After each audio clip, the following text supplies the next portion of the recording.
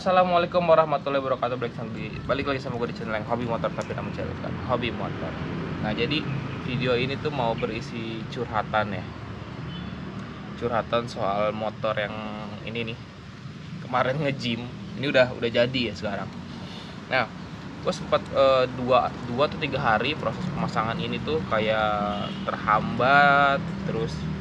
Nah, di sini gue mau cerita kendala-kendalanya di harusnya sehari jadi berapa hari kemarin ya, jadi 2-3 hari gitulah baru jadi, karena nggak sesimpel itu ya.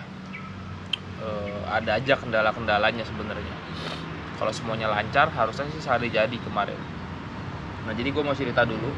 Jadi kemarin waktu gue pakai Sunmori, videonya ada, mungkin ketika gue bikin video ini, video yang soal detik-detik nge-gym itu udah upload ya. Nah, jadi di sini tuh gue mau kasih tahu ke kalian,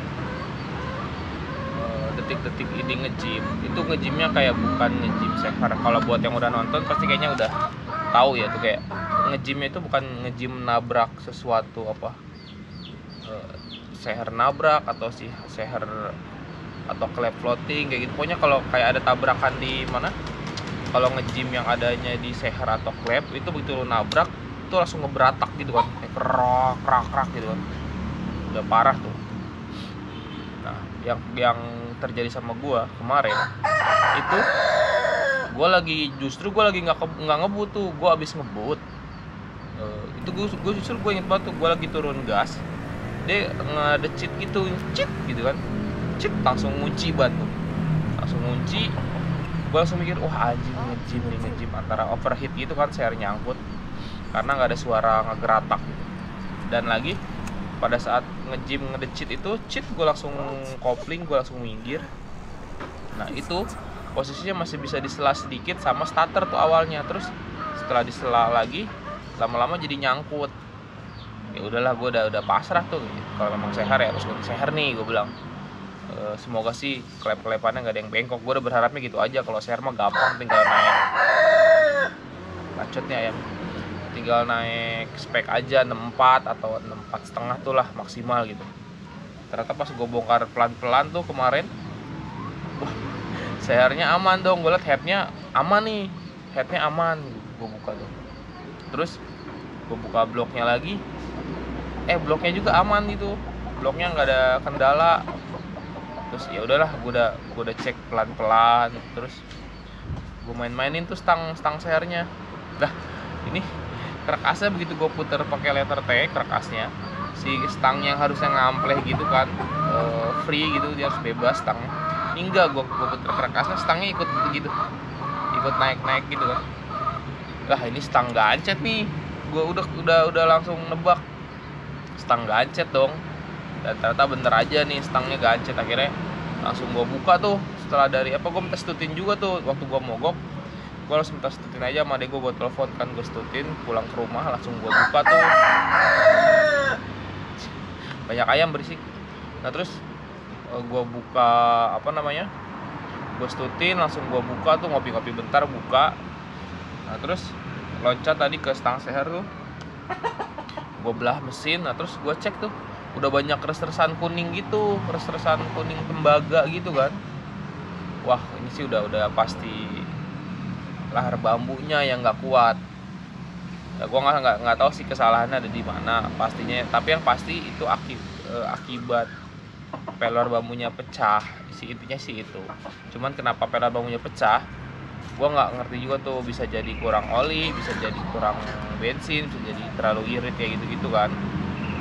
Nah, terus karena gue nggak mungkin ganti penstroke, gue pakai lagi penstroke-nya gitu kan.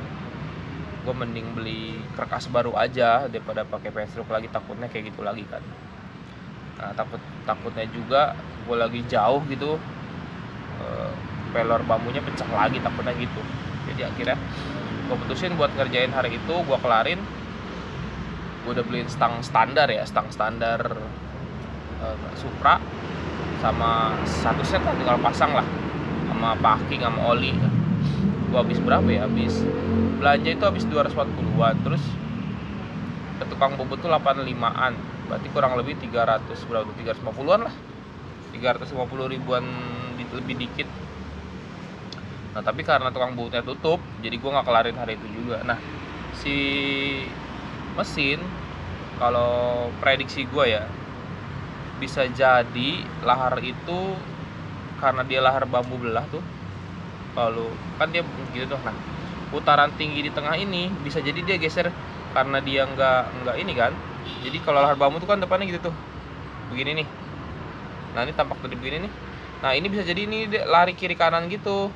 Begitu lari kiri kanan atau apa gitu, atau ini yang nggak sejajar pada saat kerakas muter, bisa jadi dia ngejepit atau apa gitu. Makanya dia jadi, kalau gua ngeliat terus-terusannya sih kayaknya udah lama kemakannya tuh, kayak kemakan dikit-dikit. Kalau ngeliat dari terus-terusannya nggak sekali hancur, soalnya dia tuh kayak udah lama kemakan dikit-dikit gitu, sampai akhirnya pecah dan ngejepit lah stang sehernya gitu. Nah ya gue nggak tahu, kalau oli gue udah cek lancar, sampai dengan yang gue masang yang ini sekarang nih lancar juga, nggak ada masalah ya oli.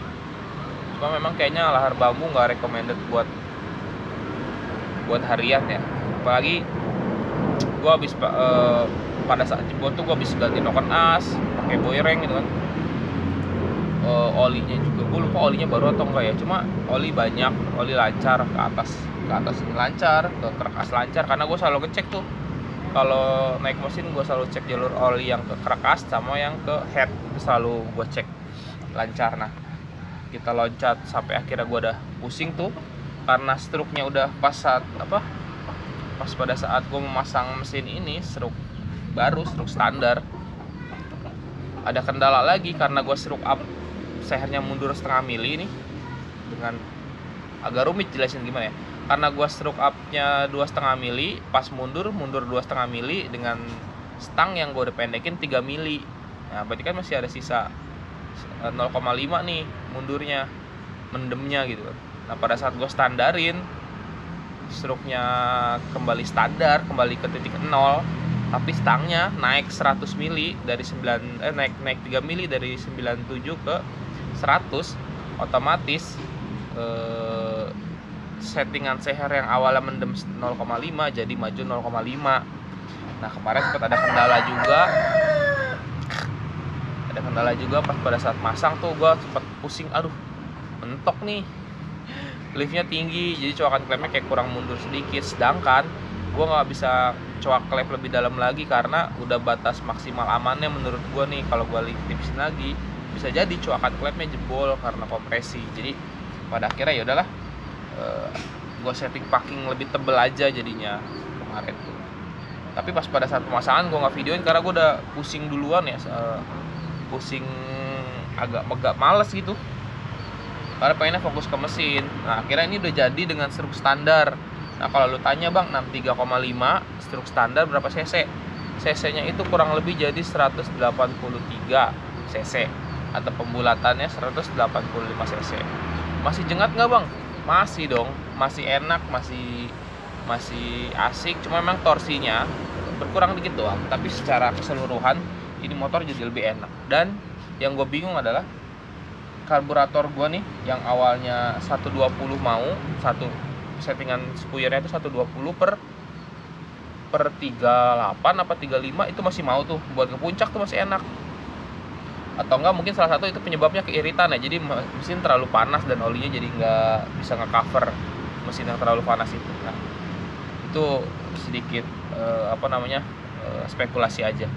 Nah untuk yang karbu sekarang gue settingan sama yang kayak sebelumnya, spek 200 cc, justru nggak dapat tuh dari kemarin, nggak mau lari. Sampai akhirnya yaudah gue taikin, sampai akhirnya gue dapet di 140 per 45, itu naiknya lumayan jauh loh, dari 120 ke 140 naik 20.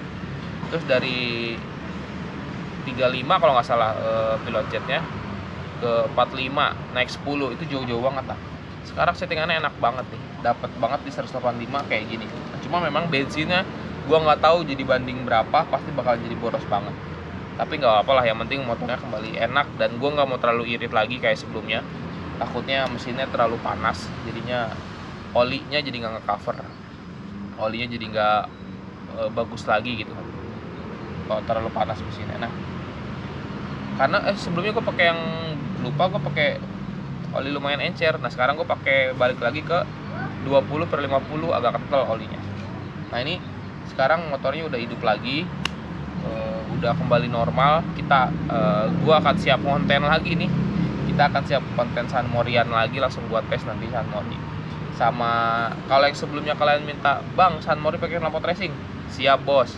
Ditunggu aja nanti antara knalpot full system atau yang Samlong tuh knalpot hang ya. Gue cobain deh ntar buat lu. Terus gue setting basah biar ngedrodotnya parah, tapi gue pengennya ada 2 kamera, jadi ada view dari gue, ada view dari kamera satunya lagi biar kelihatan reaksi orang-orang. Supra San Mori suaranya berisik tapi itu nanti aja ya. Nah terus overall sih sekarang nih udah balik lagi ke normal mesinnya dengan cc 185.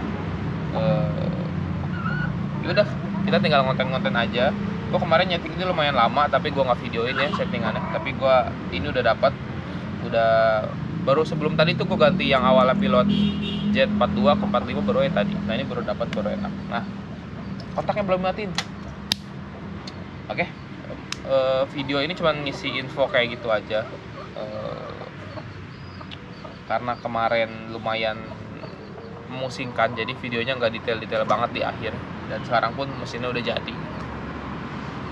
Oke, segitu dulu aja videonya. Kalau ada yang kalian mau tanyain soal spek mesin, perubahan-perubahan mesin, tanyain aja di kolom komentar.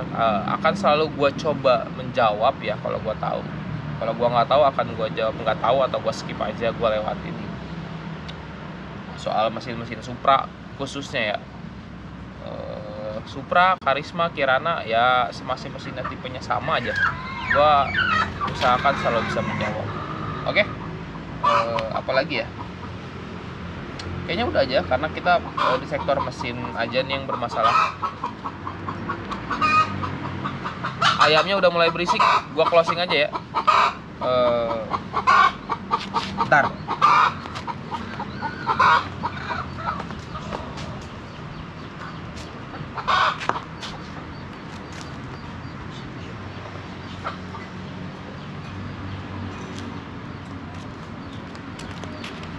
Oke, closingannya keganggu sedikit. Oke, gua closing di sini aja videonya.